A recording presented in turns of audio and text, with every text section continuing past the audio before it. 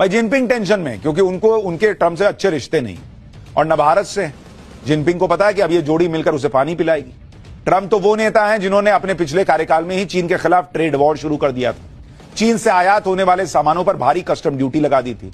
इससे अमेरिका में चीन का सामान बिकना मुश्किल हो गया था। चुनावी अभियान में ट्रंप चीन के सामान पर 60% टैरिफ लगाने की बात ऑलरेडी कह चुके हैं, जबकि अन्य देशों पर यह टैरिफ 10% तक रहता है। चीन के नुकसान का सीधा फायदा भारत की कंपनियों को होगा। दूसरी बात, ट्रंप सत्ता में आए तो वो टेक कंपनियों और सप्लाई चेन से जुड़ी कंपनियों को चीन से दूर कर सकते हैं।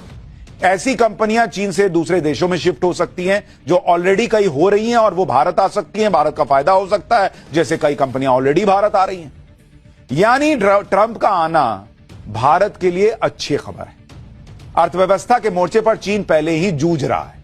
ट्रंप के आने से उसकी मुसीबत और बढ़ सकती है। पूरी दुनिया में इस वक्त भारत और चीन की बात हो रही है। लोग कह रहे हैं कि क्या ही गजब हो रहा है, चीन और भारत की इतनी जबरदस्त दोस्ती कैसे होने लगी, लोग पूछ रहे हैं। चीन तो भारत की दोस्ती के लिए ऐसा बिछा जा रहा है, दोस्ती को लेकर ऐसे ऐसे बयान दे रहा है चीन, जिन्हें सुनकर ही ट्रंप का बीपी हाई हो रहा होगा। भारत और चीन की दोस्ती की सबसे बड़ी खबर तो आज आई है।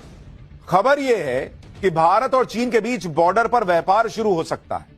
एलएसी पर टेंशन के बाद यह व्यापार ठप हो गया था।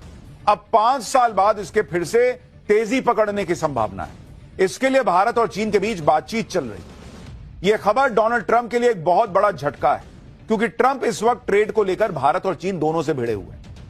लेकिन ट्रंप को बहुत जल्दी ही समझ में आ जाएगा कि जो खेल ट्रंप ने शुरू किया उसे भारत और चीन मिलकर खत्म करने की कोशिश कर रहा है।